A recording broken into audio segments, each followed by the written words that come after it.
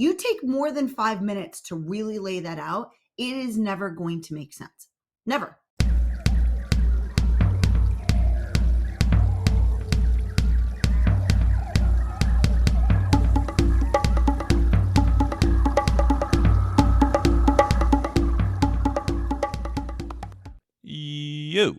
Welcome back to the Wild Business Growth Podcast.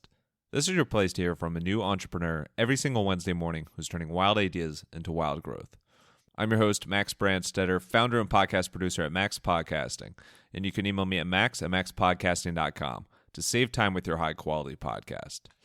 This is episode 231, and today's guest is Athena Kasvikis.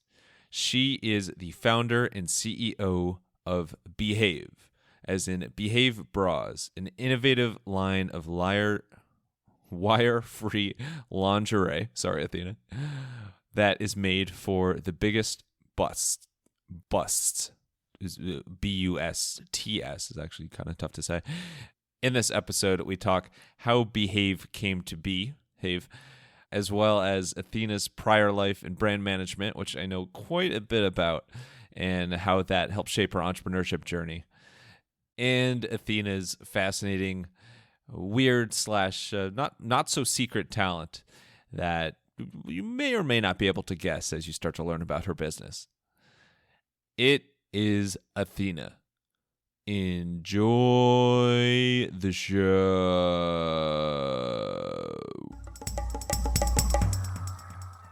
Alrighty, we are here with Athena Kasvikis, which has, been several weeks of pronunciation practice just to get to this point. So, round of applause. But Athena, the amazing founder and CEO of Behave, Behave Bras, and it is just a really, really innovative company. Thanks for coming on. How are you doing today?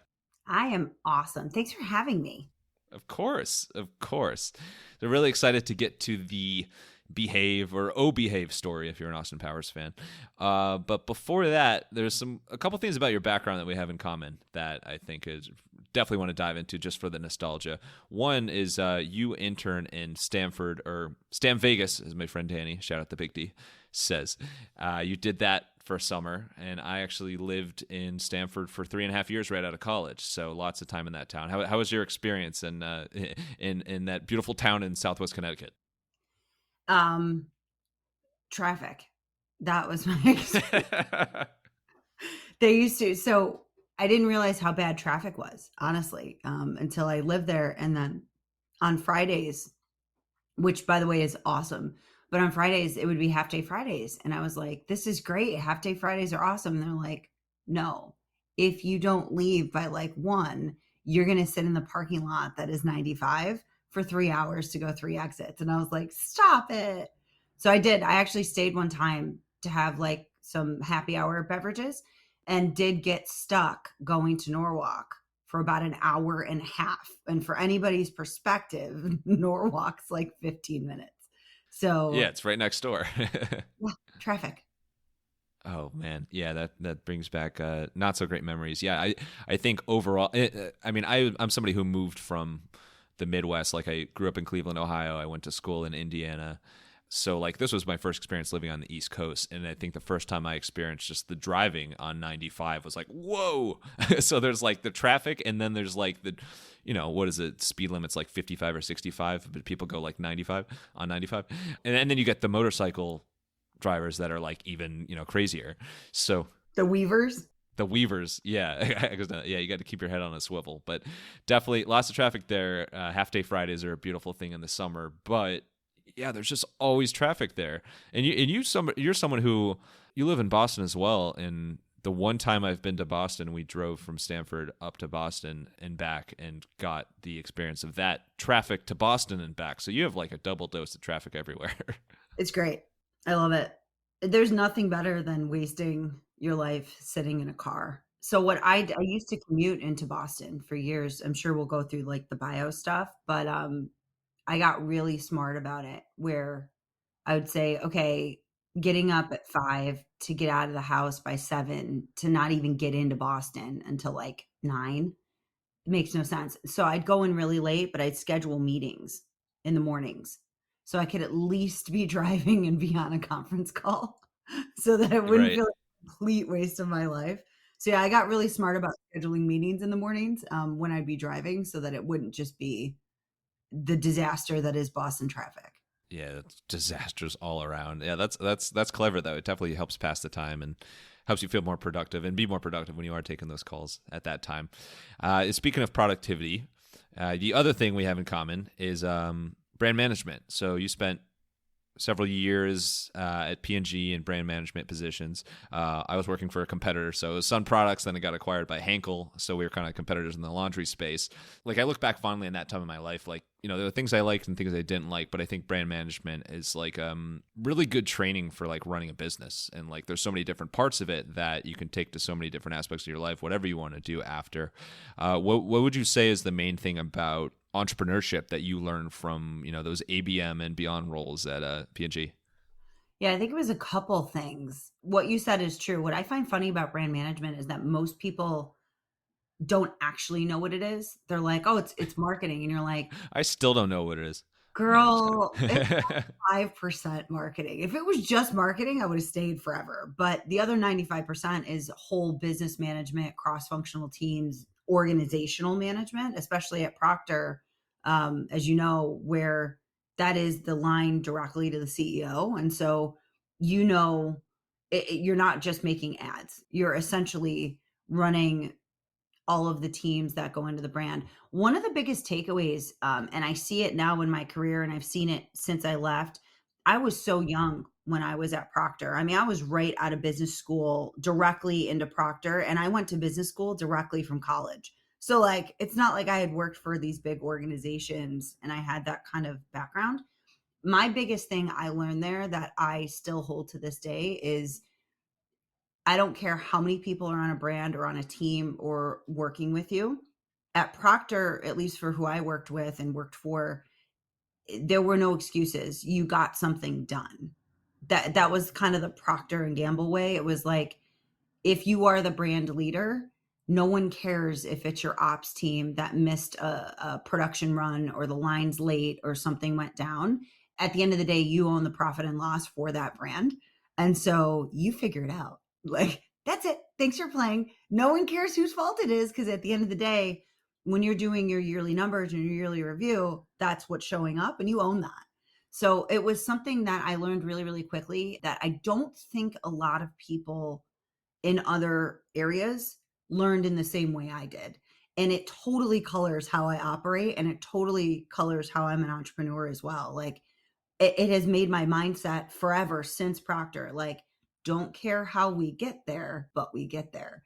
There are no no's in business. I learned that at Procter too. Like saying, hey, can you do this? And someone being like, no, that's not an answer that works because the thing still needs to get done. And so it also helped me in my management style after Procter, where I used to tell my teams that I'm like, just because you say it can't be done doesn't mean it doesn't need to be done. So, like, you never tell me no. What's cool is when you're like, hey, I don't know if I can do that, but here's 4 things we can do to accomplish whatever needs to be done. That's how I used to train my people too. Just because it's the God's honest truth, right? Like, just because you're like, no, I can't do that. I don't have time, whatever. Doesn't matter. Still needs to get done. So if you don't do it and I do it, then why do I need to employ you? It sounds really harsh, but it's a really interesting mindset that I had when I left too, when I worked for people, which is like, understanding that the business problem doesn't leave. It's whether I can do something or not, it doesn't solve a problem, then I need to figure out what will. Those are my biggest learnings, honestly. Everything else, Proctor's like going to get your second MBA. That place is Right. crazy. Yeah, it's definitely got, I mean, it's obviously one of the most famous and, well known and like biggest companies of all time, but definitely has a reputation in terms of like, what it's like working there and like the different projects you work on and kind of responsibility. But brand management, totally agree. Like there's so many lessons you can learn from it, and that brand ownership, that like, just getting stuff done is really, really important. Skipping skipping how to talk. Skipping a couple steps here, but you were at Procter, one of the biggest companies in the world, and fast forward, with Behave, you started your own business. What was the biggest like striking difference from working with for people at such a big company to like working for yourself and it's like just you at the start? Exactly what you said. Resources. I mean, it's I do talks for Procter, which is really crazy and cathartic, by the way. Just if you ever want to know, go and do a talk for the company you worked with like early in your career, and tell them all the things that they do wrong and then hear them love you for it. Like, it's great. It's so cathartic to be like, you all move too slowly. That's usually what part of my talks are with Procter, where I'm just like, you guys got to go faster. And this is how you go faster. But I was doing a talk and, I had a guy in the audience and he was like, but how do you become an entrepreneur? And I was like, you're going to hate this answer. Let me tell you how. It's this huge secret that no one knows. You just effing do Yeah. it. I knew that was coming. Like, you wake up and you say, I am going to go and do this. You have no idea how, right? There's no guidebook to be like, okay, first step, create an LLC. Like, none of that Yeah. exists.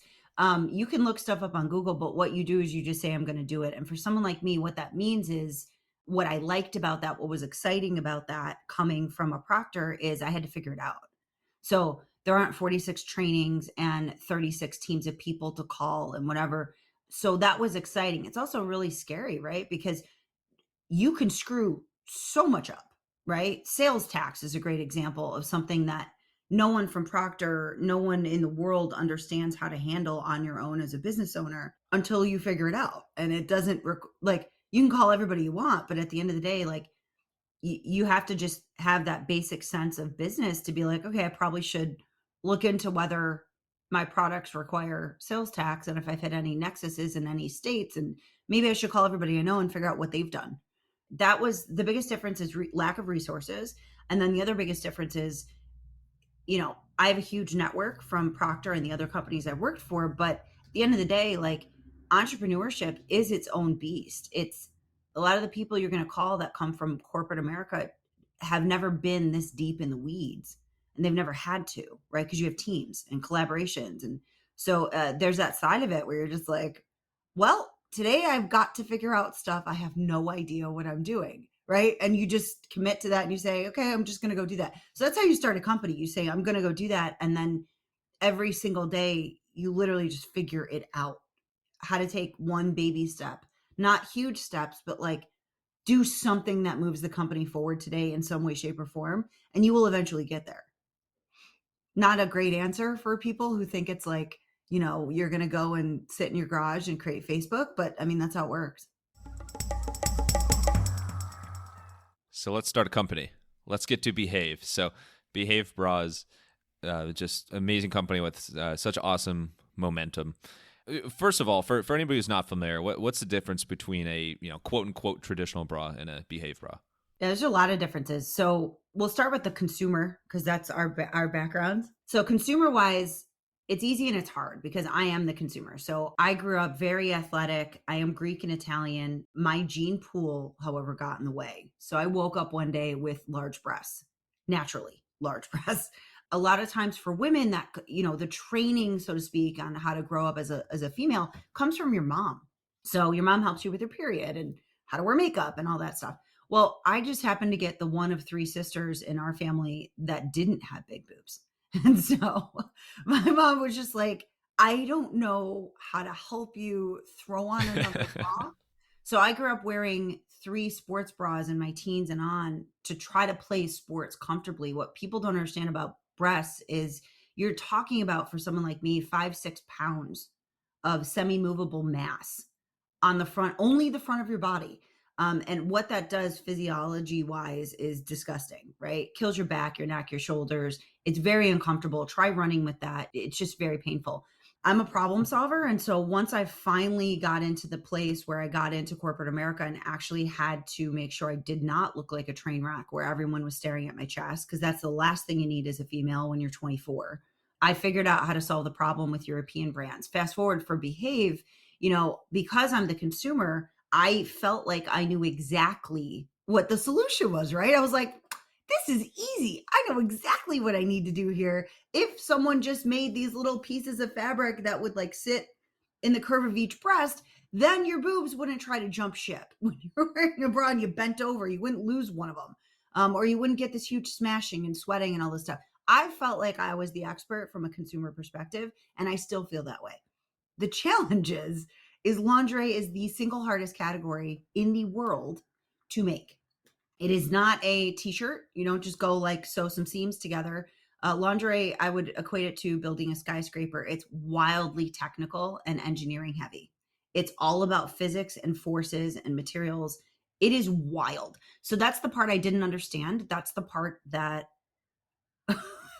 that's the part where thank God, right? Have you heard that from other founders? Like, thank God I didn't know how hard this would be because I know Yeah, yeah, about it. definitely. That's the big thing is you come in and you're like, I have a general sense of business. I kind of know how to do things. I know how to brand. I know the consumer. I'm going to crush life. What I had no idea about was how to physically make a bra and what that would actually take. I was just naive and had a big enough ego where I was like, I'll figure it out. There is like the what do they say? Naivete, whatever the pronunciation. God, you know what I'm saying.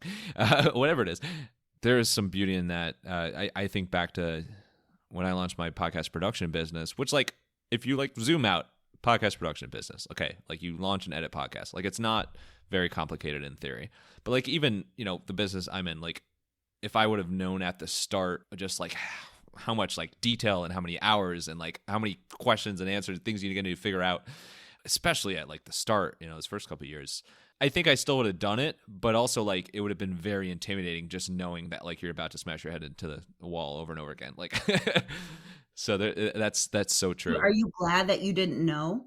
Definitely. Yeah. Yeah, exactly. And I'm someone who interviews entrepreneurs like you for a living, so like I should have known, but but anyway, I um, think that's the whole point I'm trying to make. It's a good learning for everybody out there. This goes back to how do you become an entrepreneur? How do you start a business? I tell people all the time, I have a business background. I got my MBA. I am dangerous with financials and that kind of stuff. If you take more than 5 minutes to do the cost benefit analysis for someone like me in your 30s, starting a business, spending your nest egg, your retirement, and all of your dollars, selling your car and your clothes, and moving in with your mom, you take more than 5 minutes to really lay that out, it is never going to make sense. Never. You look at the percentage of companies that turn into unicorns, right? And you're like, why would I ever do that? That makes no sense. So what I tell people is stop thinking, think about it for no more than 5 minutes. Obviously be smart, right? And say, is this something I'm passionate about? Do I know enough to get started and stay excited? Like you were talking about with your podcast business. And then at the end of the day, am I willing to just work my butt off and figure it out? If you can commit to that, and you don't have 12 kids that need your income, do it. But don't spend more than 5 minutes on a cost benefit analysis and really think through, was it worth it? Because at the end of the day, once you make the decision, you need to make it worth it. And that's kind of how I think about it every day is, was it worth it when I first started? It was probably ridiculously stupid what I did.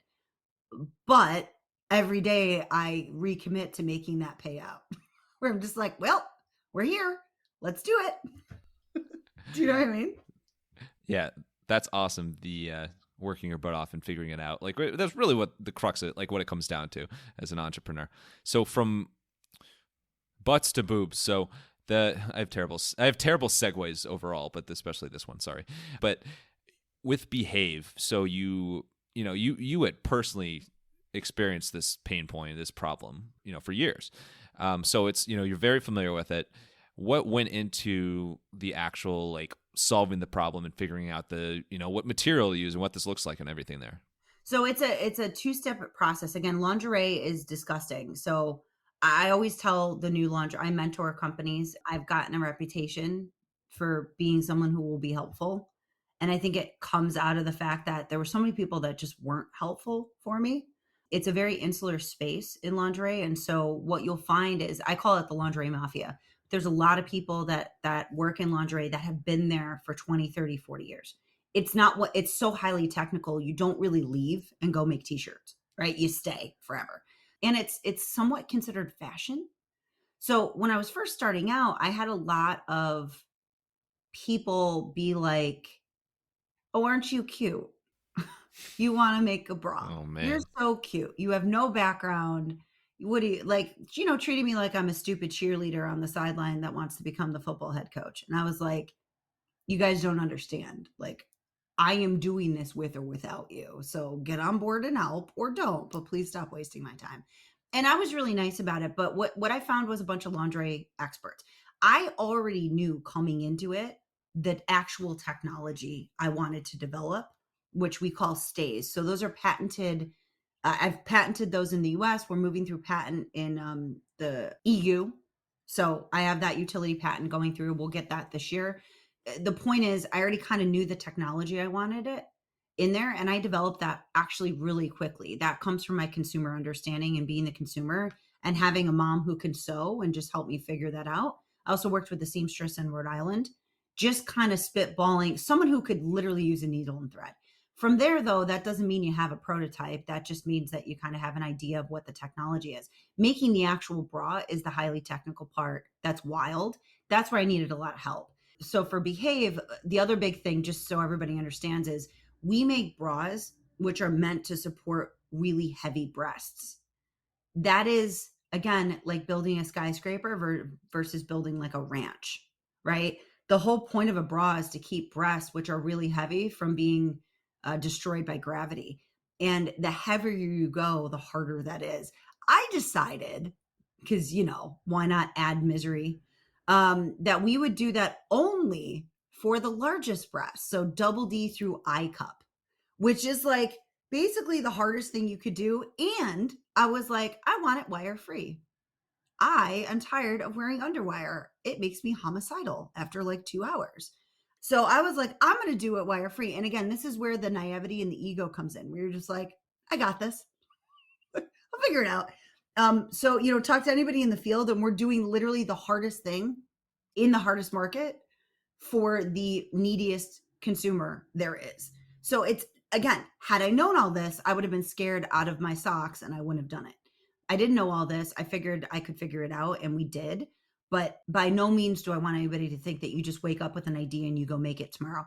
I sat outside, this is true, of a gentleman's office for a week with coffee up in, I don't know, Waltham, somewhere up north of Boston. I had met this guy over the phone. He was affiliated with Mass Challenge like 10 years earlier. Mass Challenge is an accelerator program that I got into in Boston. And somebody gave me this guy's name, and they said, "Hey, this guy used to own a bra company." And I said, "Great, he might know people that I need to know." And so this guy was too busy for me. I was like, "Cool, I'm in Waltham outside your office with coffee for a week." And was just Huh. like, "Whenever you get 15 minutes, I'm here."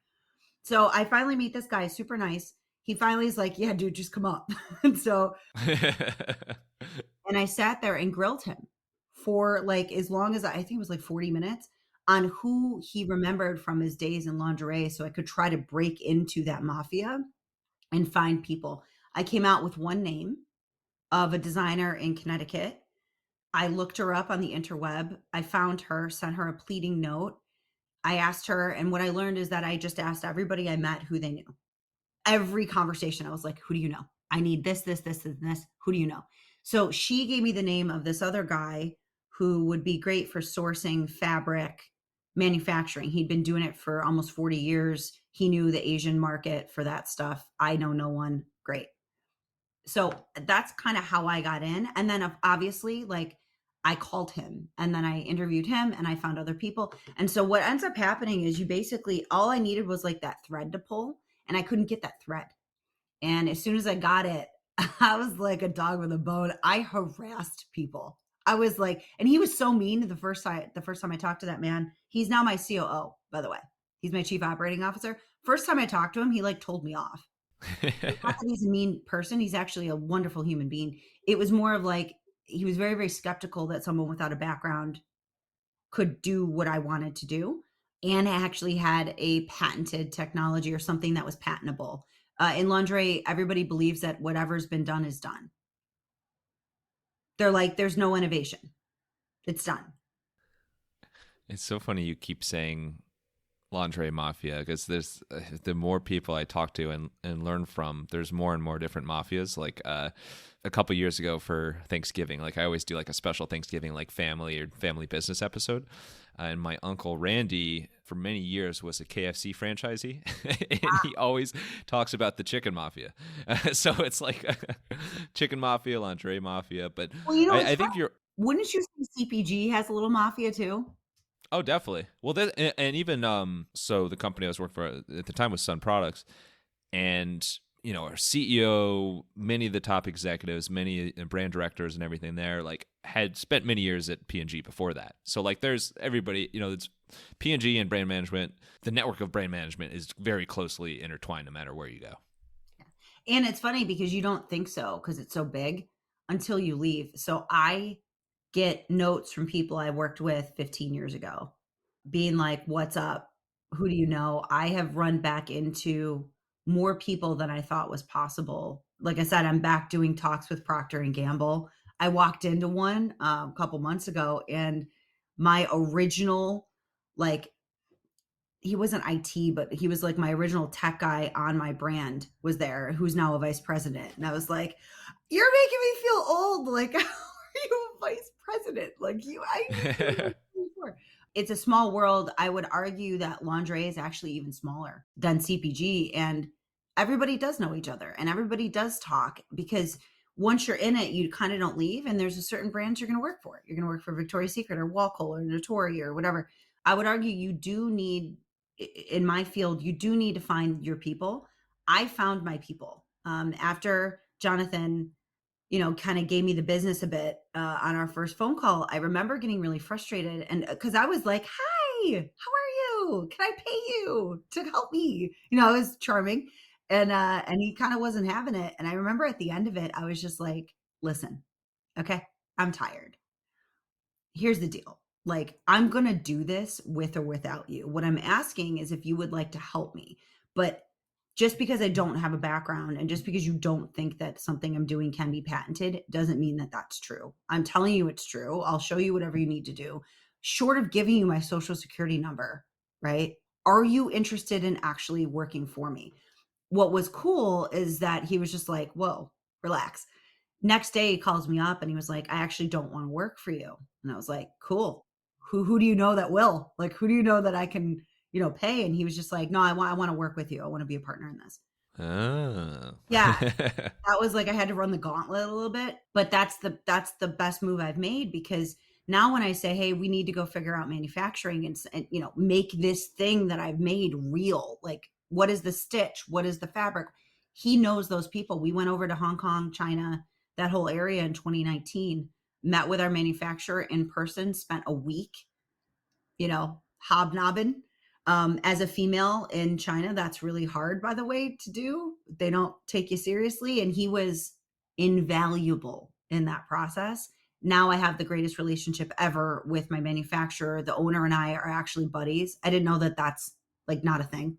We're buds. I know his family, his wife, his kid, everything. That's why when you break in, like make the most of that opportunity because look how it worked out for me, right? Like I may not know how to make a bra. Well, now I do. I didn't know how to make a bra, but I was forceful enough. I was passionate enough.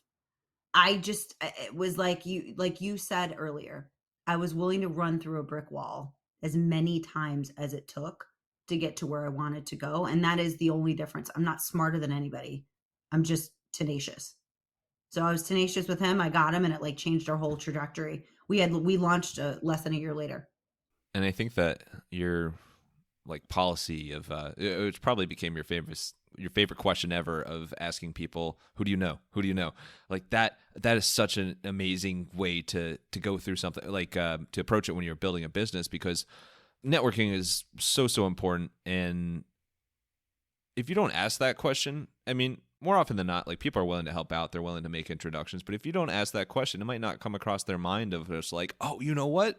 Like I know this manufacturer of like, this fine material that actually would be perfect for you.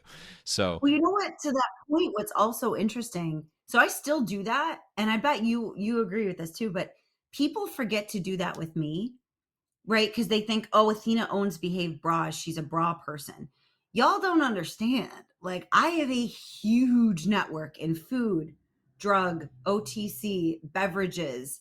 Because I was in brand, I can tell you the rabbi you need to talk to in New York City to get your OU certification. I know who to call on fair trade. Like I have this whole other life that I think people don't remember. And so I ask my network constantly who they know, not because I think they're going to know 1,000 lingerie people. I don't know if there are, but because you don't know what someone's experiences are and who they've met. I am terrible at networking. I don't like to have to do something for the sake of doing something. I am awesome at relationships. So if I can just meet someone one on one and be able to not only ask for help, but then offer help, chances are I can help anybody I talk to with someone or something. So I've learned to not only ask, but I also offer. I'm like, what do you need? What can I help you with? Are you trying to hire? Do you need candidates? Like, what do you need? I can help. And I'm willing to help. And I think that goes a long way, right? It does. And overall, when you look at Behave, like what's a key decision you made that truly turned into, like a big inflection point for the business? Answering the phone when the Shark Tank lady called, what are they called? The casting director, and giving her, this is a true story. So they called. I was on a walk. It was still during COVID. I was trying to get out every day to do a 1.5 hour walk during lunch, just like clear my head, get away from my desk. I found that it was making me a lot more like productive. And I got a phone call from an LA number and I got a voicemail saying I was a casting director for Shark Tank. And I'm like, sure you are, whatever. So I call this woman back. Her name was Erin. And I proceed to give her a virtual bra fitting because I don't believe director. I think if she's calling me, it's because she needs help with her boobs. And so for 45 minutes, I am just like giving, here's how you size yourself, and here's how you know, and it doesn't sound like you're in the right stuff. I swear to you. And we get to the end of it, and she's like, I really think Shark Tank would love you. And I was like, what are you talking about? Like, I don't know. Who are you? Right? Like, are you serious? Like, yes, Athena. I said, well, what are the next steps? Like, how would I even go about doing something like that? And she was like, okay, well, this was round one. So good job. I'll send you on to round two. I was like, oh, okay. So that was, I think, the big thing that I've learned. I have to relearn this. I don't know if you're like this too. There's certain lessons I have to relearn every Hmm. year. One is that people like me when I'm me, and not necessarily when I'm boring, buttoned up Proctor Athena. People just like me when I'm me. And so stuff like that happens where kind of the biggest phone call of the business life at that point, I had no idea and I was just me and it worked out great. Right? Like it's a good like remembrance. And then after that, as soon as I was like, this is legit, and as soon as they were like, we like you, I was like, well, stop what you're doing and let's go 100% at this. That it's not the way to build your business. It was never in my business plan. Hey, let's go on Shark Tank and sell $1 million. That'd be great.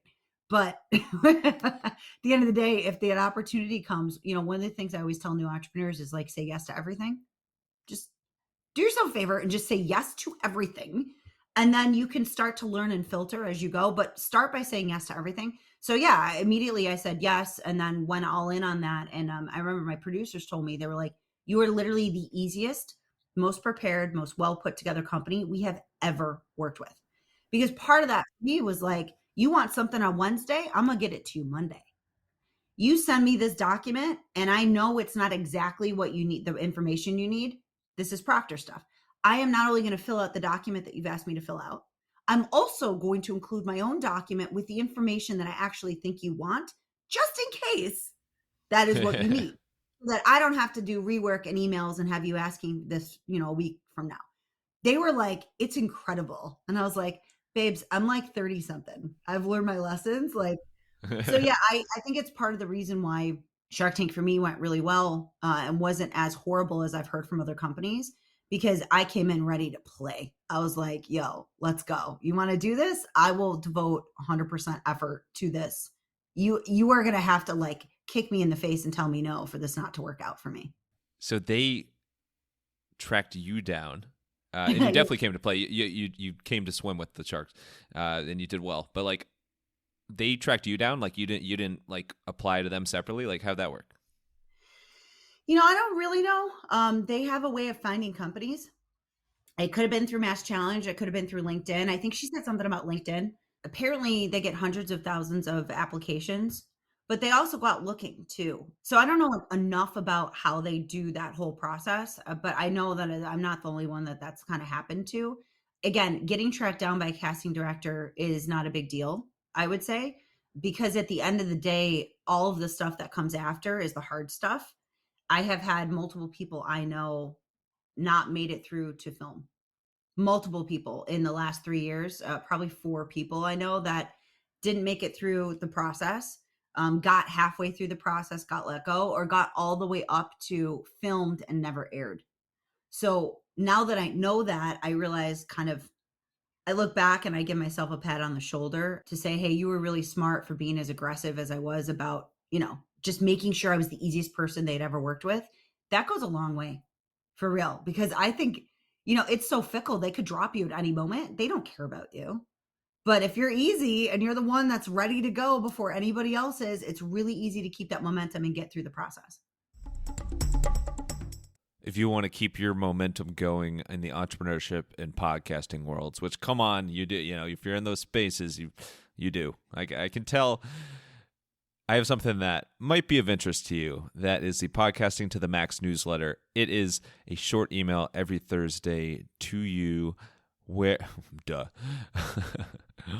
And it's where podcasting meets entrepreneurship. You can sign up at maxpodcasting.com/newsletter. That is all it takes. And you are delighted with a beautiful love note of entrepreneurship stories, podcasting tips, and terrible, no good, very bad dad jokes. Now, let's find out how Athena keeps her momentum going and stays so creative. So let's switch gears a little bit. Let's get to inspiration and creativity, more you on the personal side, kind of outside of work. What do you do in your free time to stay creative? I love how you say that. Free time. It's a good joke, right? Yeah, it's a good joke.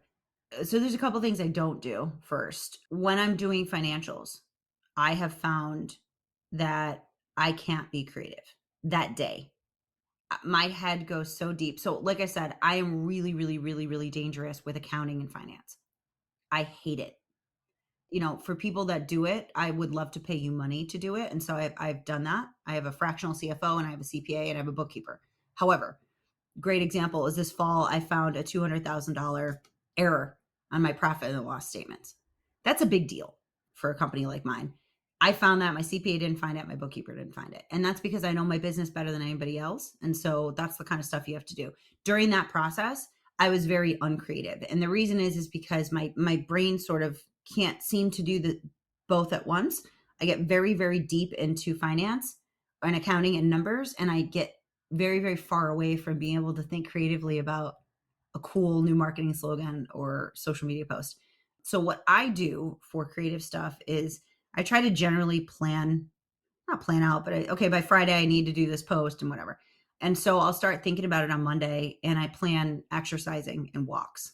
I know it sounds crazy, but if I'm sitting at my desk, I'm putting out fires all day. I'm currently today have some fires to put out this afternoon. Like I already know they're coming. That being said, I'm going to the gym when we're done here because I also have creative that's got to get out. And so I'm going to go to the gym. I'm going to literally spend that hour and I'm going to let my brain kind of go crazy. And what happens for me when I'm sort of away from distraction and I'm sort of in my little zone is my brain gets really, really creative about like stuff. Do you know what I'm talking about? Where you're like, I wonder if elephants have, I don't know, really like hard toenails. And then that I was spirals. just thinking of, well, no, not that exactly, but Yeah, no, exactly. no. That I then know what you mean, though. spirals into 1,000 other things that you somehow end up with where I'm like, oh, wouldn't it be super cool if this smooth bra we're working on had this like imprint that wasn't actually like printed, but it was like heat transfer printed and it was in the actual fabric. That's where I'm at my best. So I try to schedule downtime exercise because I see if I'm moving, I'm thinking. And if I'm thinking, then I'm being creative. So, but I've learned it's got to be moving. I can't just go sit in a dark room. Like that doesn't work for me. I have to physically be active and then I get real creative. I think there's something to it. Like I don't know the science behind it, but I just like even walking around, going outside for a walk, or it's like whether you're at the gym or running or elliptical, Peloton, whatever you're doing, something like sparks awake in your mind when you are moving. So definitely can get that, and it turns into creativity. My other thing, talking to people. So like again, as a founder, you can sit here all day and not talk to anybody if you're working. Now, that's not my life. I talk to a lot of people, but I still do virtual fittings with customers. So literally, I talk to my customers more than anybody I've ever heard of. That sparks wild creativity. And that's why I still do it, even though I don't really have time. I make time. I was talking to a woman the other day and she was like, it's really hard to get on and off the bra. And I was like, well, okay. And she was like, I pull it over my head. And I was like, girl, let me change your life. You want to into the bra so that you pull it up underneath your breast versus pulling it over your head. It is stretchy enough where most of our customers can step right into it and pull it up. It was like her mind blew. She went, oh my God. She tried it while we were on the video. And I was like, why have I not done anything about that? Like this, I need to start. This would be a crazy good TikTok. Women's minds would blow. And it's the simplest, stupidest thing ever. And I get it from customers. So that's my other thing I do. I talk to as many people as I can that wear our product or have tried our product and just get like super creative with them. What advice would you have for other founders that are like kind of in that rut where they're like by themselves all the time? Like, what advice would you have for people for founders who want to talk to their customers more? Like, how do you set up like that? Freaking do it. I mean, when we first started, we didn't have a lot of sales. I would look people up. I would see a sale come through. I'd give it a week and then I would email them and be like, I would love to know what you think. I would love to get your feedback. I've been doing this since I started. It's not because I thought it was a good business move per se, though, gosh, it is. It more because I truly wanted to understand what people thought. When you invest your own money into your own business, it is in your best interest to make sure that's a good investment. And if not, right, find out what you need to do to make it better. Because that first year I talked to so many women, we now have padded straps on our bras, right? And I had always wanted that, but I wasn't sure. Everybody I talked to, I was like, hey, what do you think about this? Every woman I talked to was like, why don't you have that? That'd be so amazing. That'd be great. It's that kind of stuff where you're like, okay, I'm going to go do that, make my product better, make my customers happy. I don't need to run a research study that costs $400,000 at Procter to know that that's the right thing to do because I talk to my customers. So it also gives me cred with like investors. Ask me questions. I've already had those conversations. I keep track of who I'm talking to. I keep notes. Like, yeah, I'm my own quantitative research, but for real, I can speak from that. I have a couple founder friends that don't do that. They're too busy. And I think there's a big difference between credibility with those of us that do and those of us that don't have time. You got to kind of make the time. So I'll do it at night. It's like 8 o'clock at night. I'm doing bra fittings. And we've done over $1 million and we have big stuff coming this year. But like that is valuable for me. Never get too big for your britches. Talk to your people, hunt them down. They will absolutely inspire you creatively and maybe help you kind of fix some of the stuff on your business, right? So let's get to some questions that you probably aren't asked too often by investors. This is called the unusual. So pet peeves, quirks, weird talents. First off, weird talents. What's like something you're really, really good at? But it could be just like a minor detail, but like it almost could be like a party trick. Okay. So I can size anybody's boobs in 10 seconds visually. Oh. That's a superpower. It's honestly like take me out somewhere, anywhere. I can tell you, and you're like, hey, her across there. And I'm like, that's a 34H. People are like, what? I'm like, trust me. Have you tested this? Like, have you confirmed it, or is it all hypothesis? No, it's been tested. I can even on my Zoom. I mean, why do you think I do Zoom calls? Like some of the women, I'm just like, show me. No, and I'm like, all right, this is what you are. And then I follow up with them, right? Because you do need to know whether like your ego can support. Is it legit? And yeah, no, Right. Literally support. yeah. I mean, you see enough boobs, and you learn just how to do it. I'm worse than any guy you've ever met. And it takes not a second. I walk by and someone will be like, "Oh, is she your customer?" I'm like, "Totally my customer. She'd be a size 6, no problem. Keep going." Like it's just second nature. That is a weird talent of weird talents. Appreciate it. How about quirks? What's something a little quirky about your personality that maybe family, friends, coworkers, somebody calls you out for it, but it's who you are?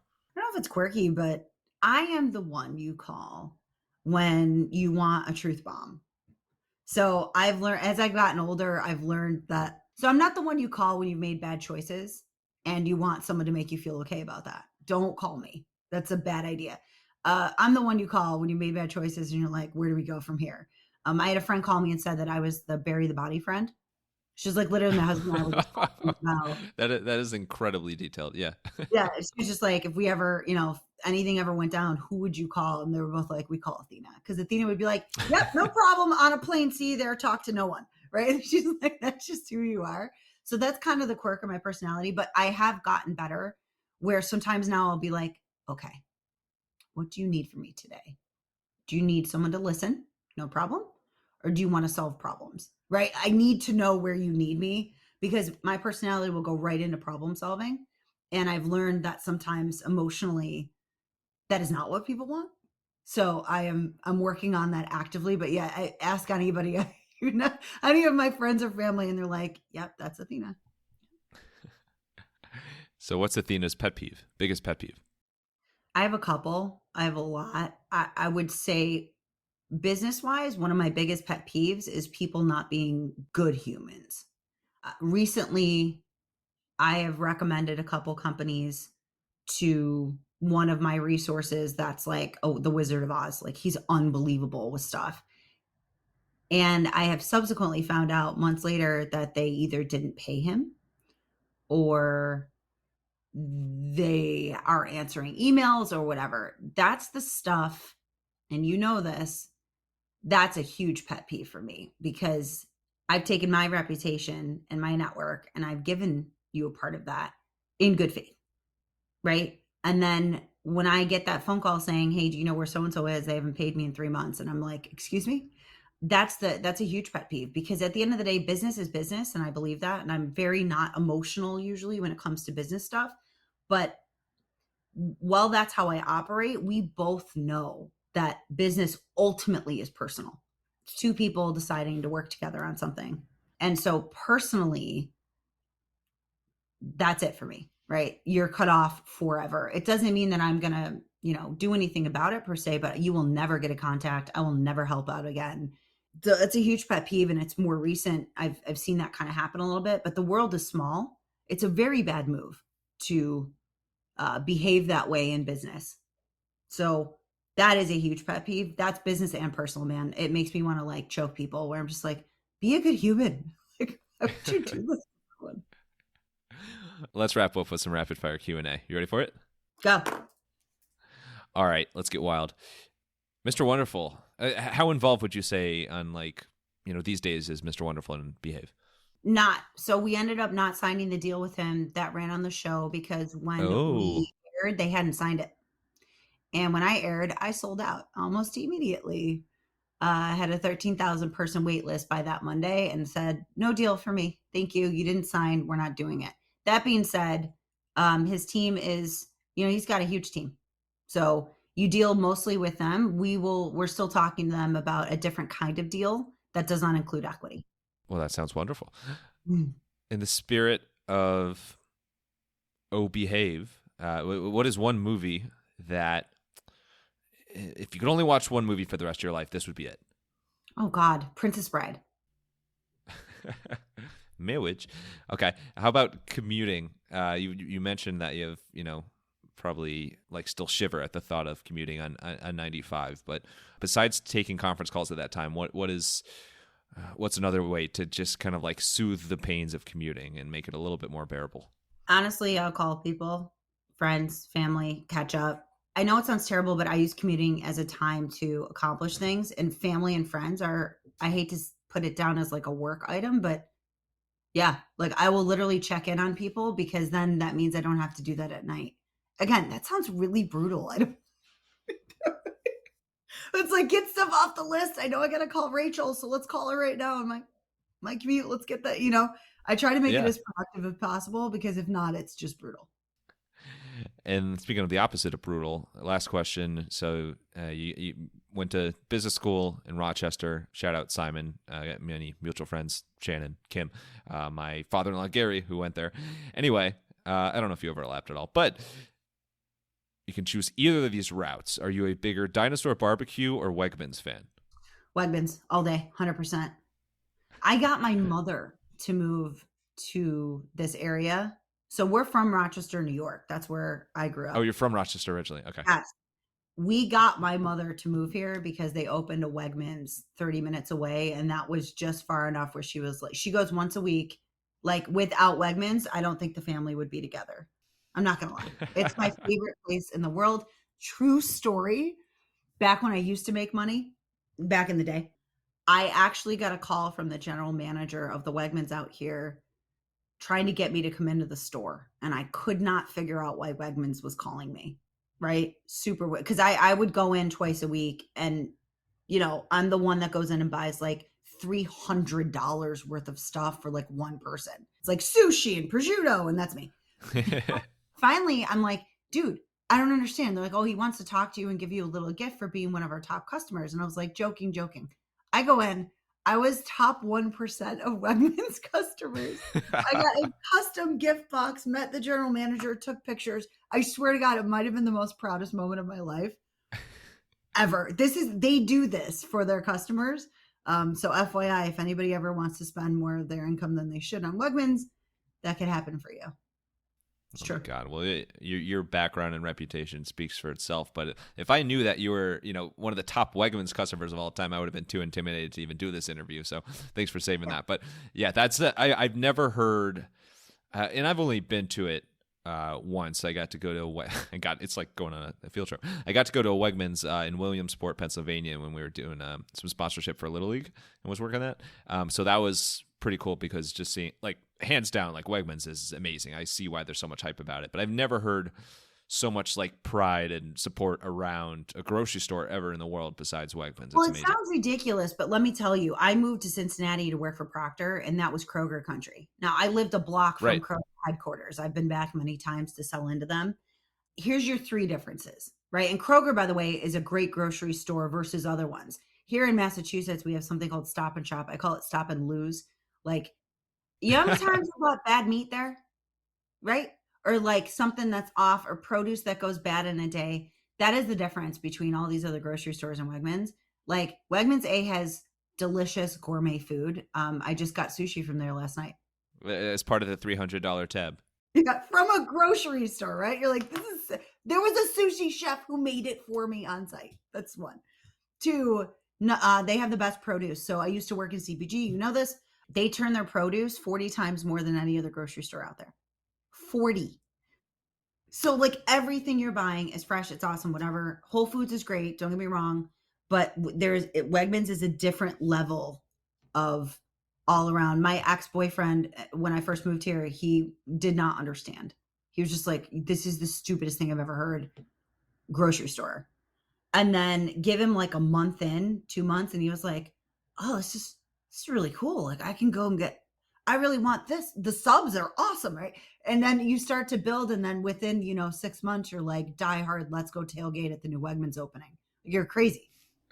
And now he's a top 5 Wegmans customer of all time as well. So Wish that's how it goes. But it's not really a store. It's more of a lifestyle, I think, a brand. So But isn't that what we're all trying to build though, right? Like brand value and love brands. It's the thing for Behave that I've always wanted for a brand that we are building. Like we are building a love brand. It's not just like a great bra. Like we are building, whether it's me doing virtual fittings or we have all these 5-star reviews, and I'll follow up and I'll answer their queries and I'll say thank you. Wegmans is a love brand. It's better than a grocery store. Same thing with Behave, man. That is my goal, is to have people be like, oh my God, I love this brand. Forget about the bra. This brand's awesome. The owner's great. Like that's what I'm trying to do here. And I think that's like the pinnacle, for me. If we get there, I will have accomplished my goals. 100%. 100%. So Athena, Thank you so much. This has been 100% an outstanding interview, and I really appreciate your time today, as well as just everything you do with Behave and beyond, just to have some alliteration there with the bees. But thanks so much for coming on. And where's the best place for people to try out Behave if they're interested and connect with you online? Yeah, so we only today we only sell at behavebras.com. We got some big stuff lined up this year that I can't talk about quite yet. And you might see us on Shark Tank again. We'll see. Best way to connect is either at behavebras.com. Grab, we have a customer service team called the Mom Squad. It's a bunch of moms that help women make sense of their lives. Or also on social media, Behave Bras and any of the platforms, Twitter, Facebook, Instagram. And I hit that stuff up. I'm very active on our stuff. So you can always get a hold of me and just be like, hey girl, what's up? And I will answer. You have to say it exactly like that. Yeah. The exact same tone and everything. Awesome. And then last thing, final thoughts. Stage is yours. It could be a quote, words of advice, another Austin Powers line, whatever you want. Send us home here. Best advice I ever got that I will give everyone I talk to is, if you want everybody else's career, go do what everybody else does. Don't want everybody else's career, go break it. So that's my inspiration and advice for everybody. Go break the system, do whatever you want to do, and have your own career. Because it's clearly not a straight line, but it can be super fun when you kind of get off that normal path. I am all for super fun paths. Athena, thank you so much for coming on the podcast, sharing your amazing Behave story, entrepreneurship tips, all the above. And thank you, wild listeners, for tuning in to another episode. If you want to hear more wild stories like this one, make sure to follow the Wild Business Growth Podcast on your favorite app and tell a friend about the podcast. And then go watch Austin Powers with them, any of the movies. I mean, I'm really pushing this. You can also find us on Good Pods, where there are fantastic podcast people and recommendations. And for any help with podcast production, you can learn more at maxpodcasting.com and sign up for the Podcasting to the Max newsletter at maxpodcasting.com/newsletter. Until next time, let your business run wild. Bring on the bongos!